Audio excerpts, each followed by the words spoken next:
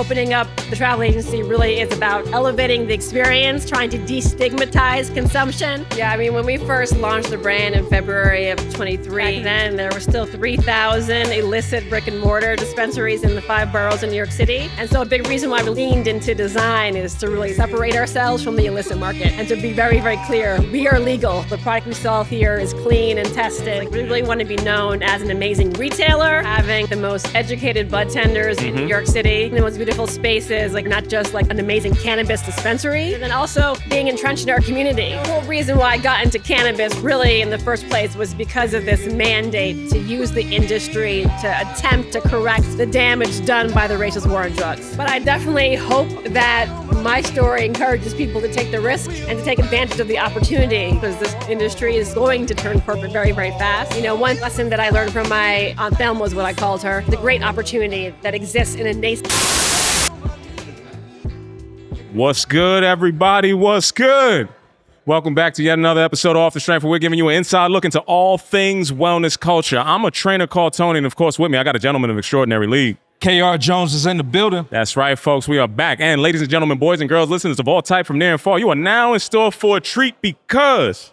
Yay. Brother Jones, we are live on location again, and we are here at the most official dispensary in all of Brooklyn right now, man. I can't even tell you how happy this makes me. We are here at the Travel Agency Brooklyn, man. Everybody make some noise inside of Brooklyn in the house. I can't tell you, it blows my mind. I used to live on State Street for 15 years. Yeah. Do you know the lengths of which I had to go through to find good cannabis on State Street 15 years ago? I seen it. It's crazy. Me and this brother graduated from just a little bit up the block over here at Long Island University. Yes. So a stone's throw away. A stone's throw. I was a founding trainer at Orange Theory, right up the block the other way. So when I tell you, it makes my heart happy to be inside of Brooklyn to do this show. Yes. It makes me no happier than to have all these people in here in attendance, and I am ready to rock. Brother Jones, why don't you tell us what we're about to get into? I'm going to take it easy on this intro because I don't interview many presidents, you know what I'm saying? This might be my first presidential interview. CEO, Today, all of that. We are rolling out the microphone in a truly vibrant setting in Travel Agency's Brooklyn location in Flatbush, where sleek design collabs with holistic healing and social equity in cannabis retail. As co-founder and president, Arana Hankin-Biggers has fused her roots in equitable cannabis advocacy for those formerly incarcerated, real estate development, and a powerful family legacy, with her grandmother being the first Black woman in New York to own a liquor license. Today, Arana has built not just a dispensary, but a community hub, a proud Canna-Mom of 2, passionately paving the way for women-led brands in what remains a male-dominated industry. Today, we dive deep into the intersection of cannabis, wellness, equity, and entrepreneurship. I'm thrilled to announce a welcome, inspiring trailblazer of Arana Hankin-Biggers. Make some noise one time. Come on, everybody, let's make some noise. Arana, very nice to meet you. Thank you so much. I love that intro. I think I might steal that. That's beautiful. As you should, as you should. It speaks to the lineage that you have had at, being inside of spaces that are really breaking into brand new territories, right? I told you a little bit earlier when we had a conversation that I've been listening to all different types of information about you today. So you've been out here doing a lot of podcasts, you've been doing a lot of public speaking, and I wanted to make sure that we captured not just where you're starting in this brand new industry, but also where your family's got started in another brand new industry at the same time. So those parallels are beautiful. I love to see it, and I'm happy that we have this conversation with you today. Thank you so much. I'm so happy to be here. Yeah, for sure. So first, we always like to ground everybody in a real moment. Like, you're a real person. I need to understand how you're feeling today. I'm feeling good, a little hot. Yeah. I'm glad the air conditioning is working in the store for us today. You know? Nice respite. Yes, for sure. What a store it is. I mean, I think I was hearing when the store was first opening, you were describing this very space that we're sitting in right now, where the terpenes behind you and all the profiles get you a nice little bit of education. And I'm looking at words like sleep, chill, balance, focus, energize, flower, and I get to wellness. Now, we are a wellness-based podcast. Health and wellness has been the intersection that we have been investigating for the better part of what I said was 20 years before. I don't want to age it too much, but it's going over 20, right? Seeing all of this wellness come into a space like this is something that excites me, and it's something that also shows the opportunity of how many people you can help inside of this kind of container, right? I want to get into understanding, like now that this has been up and running for some time now, we're going a little over a year. Yeah. Talk to me about how it feels to be inside this space, see people coming in and out and actually living inside of the ideas of what this health and wellness exploration was supposed to be. Yeah, I mean, it's super exciting. Brooklyn is one of my favorite stores. We're at, a great location, intersection of Barclays Center, Atlantic Terminal. Yeah. For us, opening up the travel agency really is about elevating the experience, trying to destigmatize consumption, and also trying to educate consumers about more purposeful consumption, right? Yes. The people who come in and buy cannabis for us, they don't just come in just to get high. Yeah. They come in because they need cannabis to help them get through the day in many cases. They need that cannabis to help them just survive the stresses, anxieties, sleepless nights. We get a lot of folks who come in post-operation who are trying to titrate off of opioids. We get a lot of chemo patients. A lot of people, like me, are just suffering from just basic anxiety and just sleep deprivation. Yeah. So it really is about helping to educate New Yorkers and give them the tools and the information so that they can consume in a more purposeful way and helping direct them to products that can best fit their needs. Absolutely. And we're alive in an amazing time because I see a lot of different needs on these shelves. And it's, again, something that blows my mind because I'm seeing use cases in specific things that now people are starting to turn out to me for, right? So I'll get into another example a little bit later on, but I'm looking at a Papa and Barkley literally on the shelf right over here, right? Yeah. In college, right up the block, did a double-blind test for their CBD product before it came into the full spectrum product. My athletes that were on the field were dealing with aches and pains, right? They had all different types of overuse injuries, twisted ankles, knees, all kind of stuff, right? Papa and Barkley did that double-blind study, again, admittedly probably longer than 15 years ago, right? Before they came into into this market. So to see legitimately this is now brand new to these shelves, it's like, wow, that happened fast, but it's also, I love to see the exception because people are going to get the healing that they actually need. Totally. Yeah, that healing component, that other side of THC, is really something that strikes to me in the heart because I also have done a long history of different surgeries on myself in my recovery. And this was the plant that got me being back able to be up and running. So very happy to talk about that. Fantastic. Yeah. I'm curious about the destigmatization of everything, right? Like what else goes into that to really erode just, the nasty thoughts people have about marijuana still? Yeah, I think it really is just normalizing consumption and putting it out in the open, which is why we do lots of events. Yeah. We do podcasts like this. We do lots of parties. We were the first cannabis company to sponsor the New York Film Festival. We were the first cannabis company to sponsor the New York City Pride Parade. We're trying to do a partnership right now with BAM. BAM's super excited about working with us. It's about getting cannabis out there, right? Like having, a cannabis bar at events, for an example, infused cocktails. Yeah. Helping people realize that they can replace alcohol with cannabis and it kind of has much fewer side effects. A lot less long-term side effects. Yes, Sure. and short-term side effects. I mean, I can barely have more than 2 drinks these days, inching into my 50s. In cannabis, I don't feel hungover the next morning. So it's really just about getting cannabis out in public spaces and helping to educate people about cannabis and just normalizing it. Yeah. As a mom in particular, Canna-Mom, proud Canna-Mom, that level of destigmatization has to be something that is unlocking a lot of different doors for people. Oh my gosh. I mean, for me, I'm fairly new to cannabis, right? I got into the space when it became legal here in New York State in March of 2022. We're not going to edit you on that. We'll Thank keep that you. there. You had it legal. But my background was in politics. Yes, for sure. And real estate development and a lot of corporate development companies. And so coming into the cannabis space, I was a little nervous about how friends and family would view my transition into cannabis and also how just my children's moms would view it. So it's taken me some time to actually use the appropriate language. And I mean, now all of the moms and dads at the school are just super excited to run into me because they want these samples and want to go to the events. He's like, can they come over to your house, please? There is still stigma that I have, Really? right? You know, like being afraid to walk into an event smelling like weed, right? And so having to carry like hand sanitizer, which is kind of crazy, depending on what the event is, obviously. But there is still like this ingrained stigma that we all have in us. And I think, you know, just like the war on drugs and like your brain on drugs, all those things that are just ingrained in you as a child, really stick with you. And then just, you know, the community, the impact that drugs have had in our community, the bad drugs is just so everlasting and long lasting and just seared in my brain and memory, just the crack cocaine period, because I kind of grew up in that era.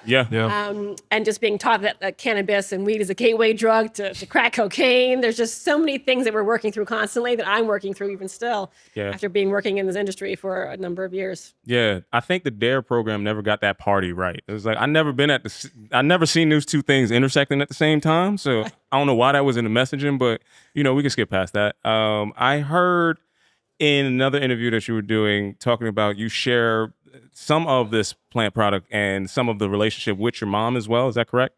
Oh yeah. No, mom, yes. Definitely. So I too have now been fortunate enough after my injury to start to introduce cannabis into my mom's life. It really came about because she is late-term diabetic. She's got trouble sleeping. She's got issues with all types of inflammation, things of that nature. And I was on the market looking for like a nighttime gummy, right? That nighttime gummy couldn't be something that would actually spike insulin because that's counterproductive, right? So I started doing my own research and I'm looking around, and we'll get to talk about these brothers in a little bit, Jan and Moose over at Foy, right? Yeah. But I literally came to that product because I was trying to find a need for my mom. Wow. It was something that was so special when I got a chance to see her for the human that she is. It's like, oh, you a whole person minus, you know, this idea that I'm supposed to be thinking about you as. It's like, oh, you have aches, pains, needs, but then you kind of cool when you get into the right state of mind. A little high, a little bit, you know. You have any kind of stories that you can share about a special memory that you share with your mom? Oh my gosh. My mom and I have been smoking together for a while, but I think when I moved back into the house after college, I moved back home for a little period of time. Yeah. And I think she was trying to break the ice, and she pulled out some weed like that first week I moved back in, like out of like a little prescription bottle, and she was using a clean tampon wrapper to roll the joint. Wow. My uncle, her brother, put her on to the idea because she didn't know where to get rolling papers, and we shared a joint on the balcony, and it was just, you know, a good way to warm up the relationship as I was moving back into the home. College. That's a hell of an icebreaker right there. That is fascinating. Tony and I met at a 420 party. He had a muffin this was when they were edible muffins that no one had edible muffins. Definitely not regulated. Definitely not dose dependent. It was a lot of, you know, I'm happy that we're in a space like this. You can navigate that a little easier. Dosing is I was like, who puts weed in muffins? But, you know, he was a pioneer in his own right. Now, for me, I'm a very detail-oriented person. So in another podcast, I heard you talking about the design elements that goes into such a space like this. And I think that it dovetails into elevating the stigma of weed. Like, if you come into a place that looks as fly as this place does, I'm going to want to purchase something. Can you talk a little bit about just what goes into that thought of making this space as elevated as it is? Yeah, I mean, when we first launched the brand in February of 23, you know, we opened up the Union Square location first. Back then, there were still 3,000 illicit brick and mortar dispensaries in the 5 boroughs in New York City. And so a big reason why we leaned into design is to really separate ourselves from the illicit market and to be very, very clear. We are legal. We're not shady. We're legal. The product we sell here is clean and tested. Yeah. So that was a big reason why we leaned into design. And, you know, we interviewed a lot of different design firms, some who had experience designing dispensaries, some that did not. Dispensary design, I think, just generally speaking, is very bland and kind of boring, not that interesting. And we were very purposeful about trying to create a space that felt like New York and didn't feel like California or Colorado. And also felt very approachable still. Yeah, easy to navigate. You stayed on the theme very well. I could see that all the way through. Yes. It was like this was like it was a fun product sprint to get to. Okay, we need to find different ways to put all the different airplane puns in here as possible. It was a lot of fun for sure. Yes. I love it. I love hearing that. I love seeing the design. Now, you also were in real estate beforehand, right? So I would imagine that you're familiar with a company like Related, right? Of course. So in the Related profile, right, there is a gym that's associated with them, right? That gym is called Equinox. This is also a shared space that we have had, right? Thing I love about Equinox is that they find ways to plant that seed in the middle of intersections and neighborhoods that make a lot of sense for a lifestyle, right? I see this similarly navigating like, hey, you're looking at places where you put all these different travel agencies where there's a whole lifestyle coming together. Yeah. Talk to me about the real estate like way of looking at life that makes you pick the different locations that you're trying to get into. Yeah, I mean, our initial business model really was just to place dispensaries as close to the most highly congested Density? subway stations in the city.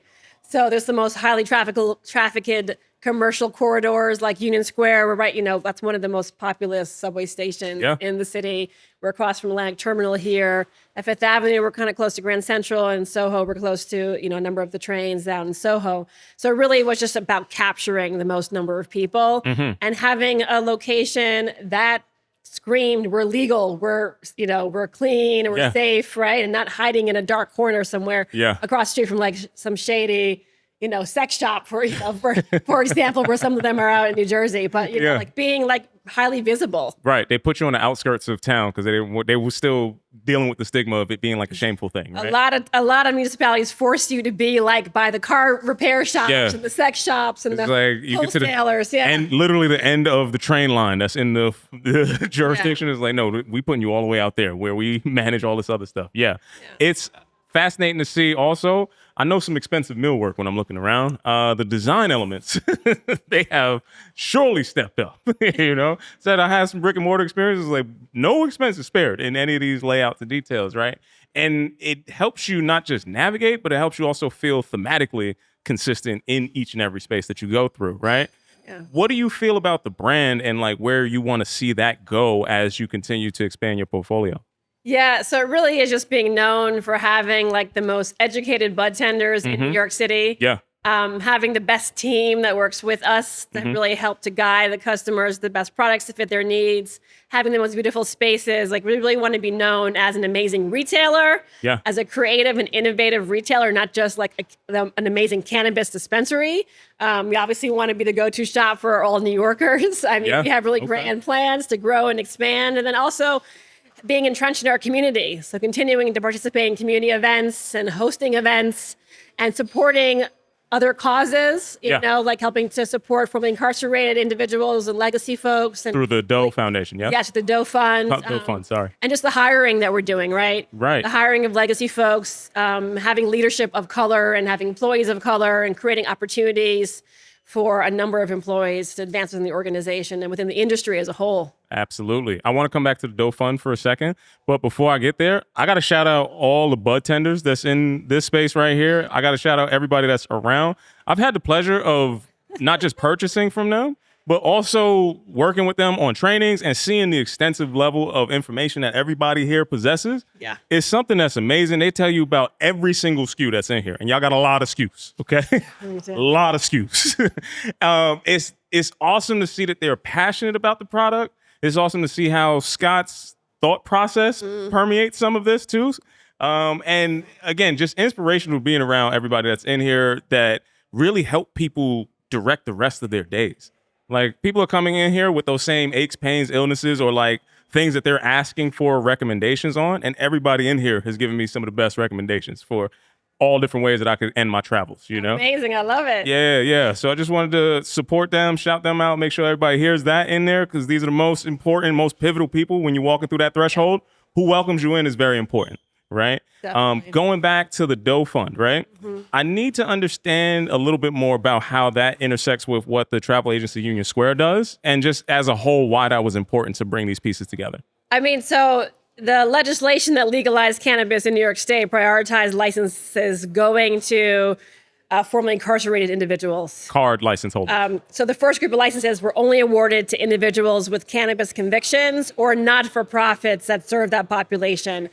And the regulations that dictated who would be awarded licenses first came out, I think, almost like a year after the bill was actually passed, which legalized cannabis. It was more than a year.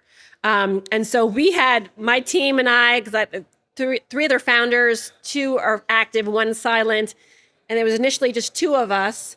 We were very proactively looking to apply for a license from the moment the bill passed without knowing what the parameters or requirements would be for application.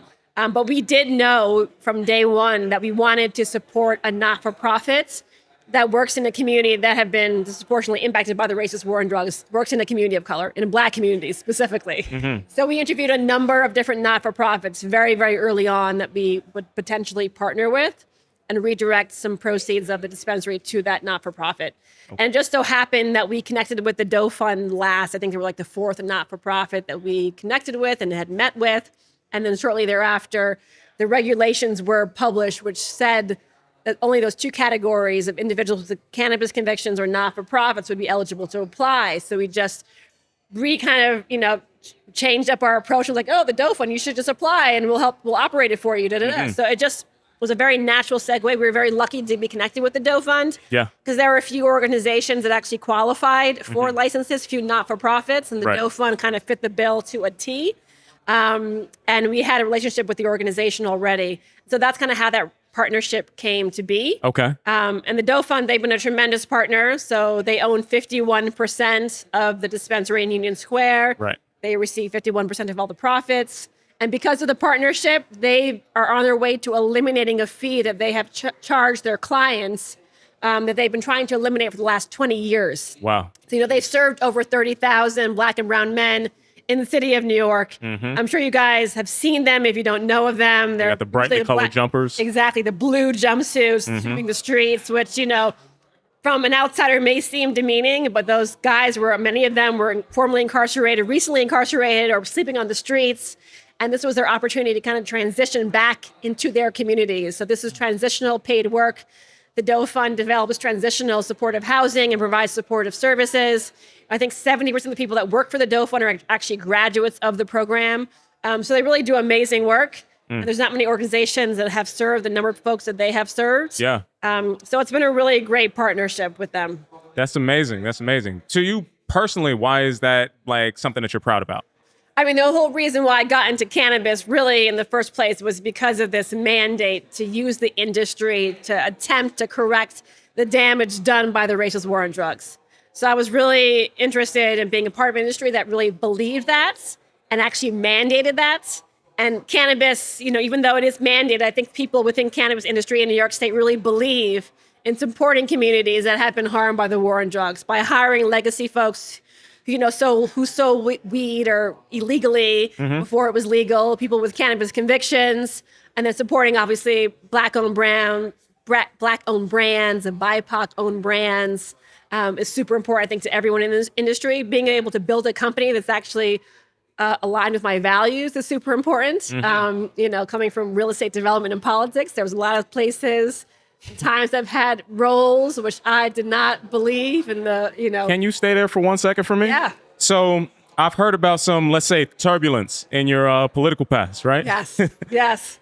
Talk to me about a lesson that you learned as you're navigating that turbulence that helps you inform your day-to-day practices operating a business like this? Oh my gosh. I mean, working in cannabis is incredibly tumultuous and stressful, and things are constantly changing and evolving. So I think it's super important if you work in cannabis to be able to manage stress. Yeah. To be able to be quick on your feet, to be able to be nimble. Yeah. And then also to be able to pull all these different resources that you have. I mean, our team is super diverse. I have a background in politics and real estate development. My partners have a background in finance and accounting. So it's really important to bring people onto your team that have varied experiences, because in order to succeed in cannabis, you really need strengths in all those areas and more. I think the government community affairs piece is super important, because in order to even get a license, you have to go in front of the local community board to make a presentation about how you're going to open up a business that actually adds value to the community. So a lot of those things, working in politics certainly has prepared me immensely for working in cannabis. There's so many parallels. Yeah. I'm curious about your feeling present day leading a charge in such a male dominated industry. Yeah. Like, what does it mean to be a woman in this space, to be a Black woman in this space, Yeah. and to inspire the next generation? I mean, I came in from politics and real estate development where it's all pretty much white men. There's a lot of Black men in politics too in New York, but it's a space that I'm used to working in. I don't know if a woman in this country who has a successful career has not been in a male-dominated space. It's something that we just live with in and out, day in and day out. But for me, the most rewarding part about working in cannabis is that I'm able to build a business and a company that is reflective of me, right? Mm-hmm. That is comprised of people of color and that have a lot of women as well and women in leadership roles. And that's able to, create a company culture that really is aligned with what I believe in. That's not led by, egocentric, arrogant, white male, entitlement. You know the type, Right? So being able to build a company that actually values humility and kindness and opportunity and allowing people to really shine and be who they really are and their true selves without hiding and trying to conform to like mainstream. That's kind of how I kind of survive working in a male-dominated industry, is by building a culture and a community and a space that I can vibe with and jive with. Yeah. I love that. You're carving out your own lane, and you're also setting the definitions as y'all are going forward and developing that. Now, you sound like you are somebody who has to be responsible for a lot throughout the course of the day, if I was to assume, right? Yes. We have a segment on our show called Relax Responsibly, right? Because people who have a higher than normal tendency to be in service of others tend to put themselves last when it's time to fill that cup back up. You understand? Yes. Okay, so I need to understand, after you finished a whole day of what you just finished laying out for me, how are you relaxing? I mean, I don't know if you mentioned already on camera or on the video, but I have two little kids. Mm-hmm. So I go home to these two children, not the most relaxing. They're certainly very rewarding, but Yes. I have to deal with them till they go to bed. But usually most nights, honestly, I just like smoke a joint or There we go. an edible and watch TV and pass out. I mean, I'm really working diligently and trying my best to incorporate more health and wellness into my everyday life. And I kind of go through ebbs and flows. Like I was super into yoga and meditation before I had kids. I used to run a lot and work out a lot. Mm-hmm. And I definitely tried to create space to do that. It's difficult to carve out that space when you're feeling so overwhelmed and stressed all the time. Yes. So you just don't have like the mental bandwidth to even like figure out how to take that next step sometimes. Yeah. I like how you very well integrate that you're able to change a mindset, change a place in all of the different things that y'all mentioned on the website about a travel agency. It sounds like you go home and you was like, I could take this vacation and be in the same exact spot right here. Yeah. Yeah. I love that for you. Cannabis is necessary for me to unwind because I'm like a very high-strung type A person. Uh-huh. And so it's very difficult for me to relax just without the aid of cannabis. Okay. Essential.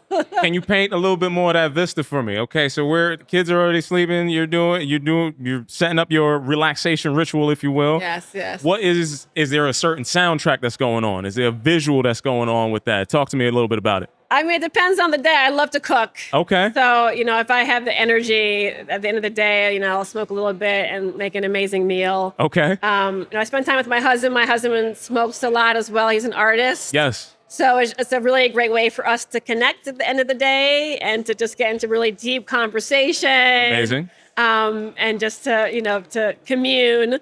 And then just, many a nights just vegging out in front of, Netflix or good show. Apple TV. I feel you. Whatever it may be. Yeah. Okay. What would he say your best dish is? My best what? What would your husband say your best dish is? My best dish. Oh, he loves everything I cook. That's a smart man. That's a smart man. Good answer. But I love cooking, curry chicken, rice and peas. Okay. Or fish, something clean. Okay. Food is always much better when you cook at home. It's a lot healthier. I understand. It's just a lot more satisfying. Yeah. Yeah. You get to oversee the sauce, Exactly. Now, earlier we talked about your grandmother having one of the first liquor licenses in New York. Yeah. Can you speak to me about what it's like to have that entrepreneurialism in your life, that exposure at such a young age, but then also what does legacy look like for you in the space that you're in now?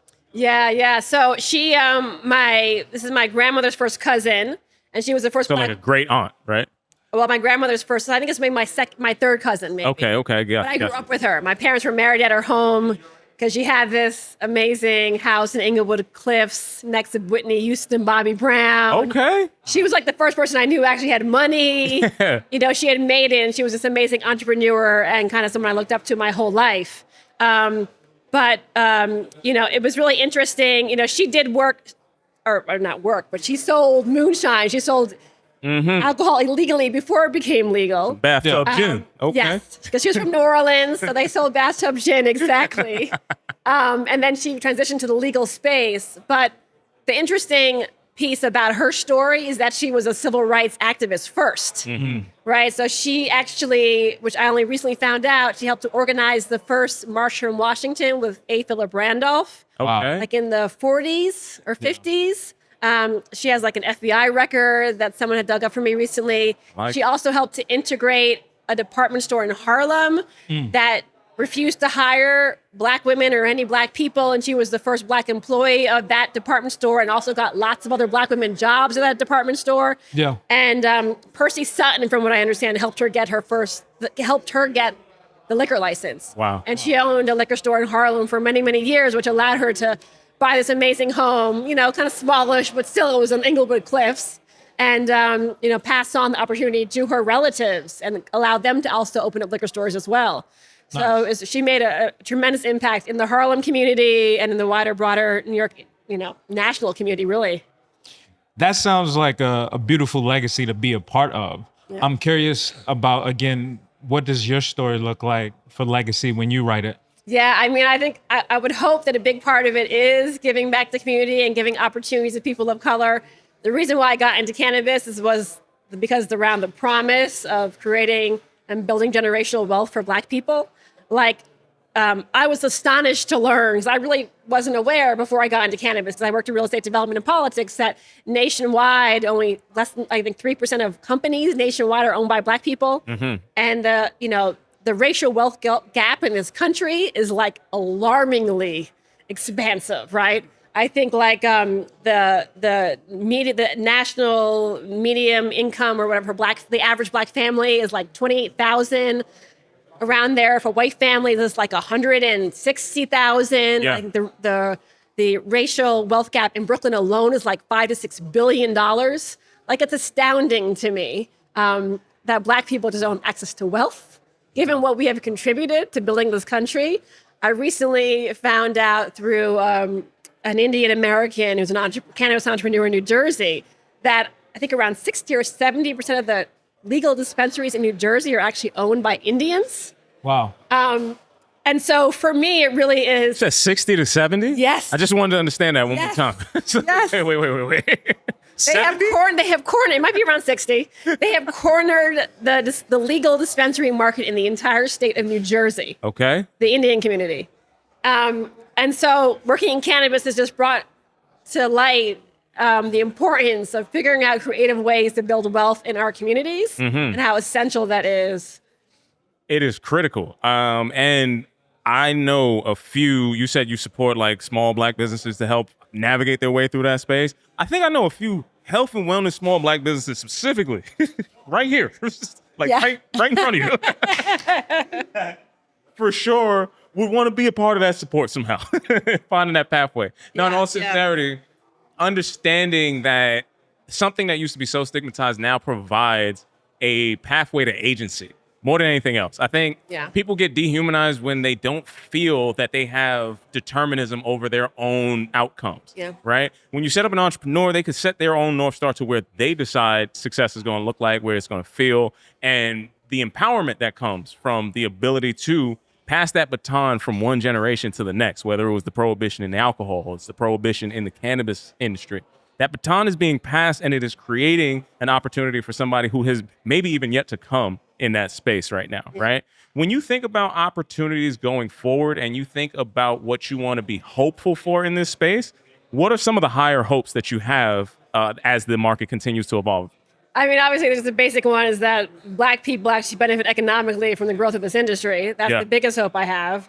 I'm definitely the most nervous about that and uncertain about the future of Black people within the cannabis space because it's such a messy industry. It's very competitive, requires a lot of capital, and nationwide, the cannabis industry really is controlled by white men. Nationally in the more mature markets. So that's, the biggest hope that I have. I really encourage and I really hope that there are more Black-owned cannabis brands entering into the space. We don't have many Black-owned brands in New York State at all. We had a few more when the program first launched, and many of those have gone bankrupt or have left the market. But there's not nearly enough people of color making money in the cannabis space. And there certainly are a number of dispensaries that are Black-owned in Brooklyn and in the city. I know it remains to be seen if they'll, survive the long haul and the competition. But I just hope that there's more Black folks who just get into the space and take advantage of the amazing opportunity. Yeah. And even in the non-plant touching spaces as well. Yes. There's a lot of ancillary businesses that can benefit from this. Like, again, I said, the great wellness people that are right in front of you, right here, right now, anytime. No, in all honesty, I'm hyper appreciative of everything that you laid out for us. And I'm very thankful for the way in which you represent yourself in this space, because I know it's going to be empowering for somebody out there watching that, right? What does that make you feel like to be representative of somebody that is in this position, that somebody's going to look up to one day and be like, hey, I could do that? That's so sweet of you to say. Very kind. I don't feel that way right now because there's so many challenges that we face day in and day out. Yeah. But I definitely hope that my story encourages people to take the risk and to take advantage of the opportunity, because there's really is a kind of a small window in which to do so, because this industry is going to turn corporate very, very fast. And I think there's just, one lesson that I learned from my grandmother's cousin, Aunt Thelma was what I called her. Aunt Thelma, just the great opportunity that exists in a nascent industry. And there's just so much potential when you start off at the beginning of an industry that's about to grow and blow up. You get to get all that compounded interest plus more. That is true. Are we at the puff and process point, Brother Tone? We've been playing a game called Puff and Process on these shows that we call the high clientele shows. Okay. Yeah. Keep talking. I'll pass Puff the and Process is going to be about, you're going to pick one of these cards, right? They're all based off of, we went through them. They're all very PC, nothing, no shock, gotcha moments. But it's going to ask you a reflective question right now, right? Okay. So as you pick, be able to smoke first before I answer this question. Listen, I would want that to happen. But again, legislation, the way it's set up, I know somebody who used to be in politics that might be able to move that forward. But eventually, we will have that Puff and Process. Oh my gosh. All right. What is one thing that you couldn't live without? I might know the answer to this one. This is, the first thing that comes to mind, obviously, are my children. That's what I was about to say. I hope it is. People plant over kids. Yes, my children and husband, I would say. And then cannabis is... Good answer. Also good answer. Yeah, I have to say my husband, but cannabis is a close third. It's in the third. It's top three and it's not three, That was a little Puff and Process for you.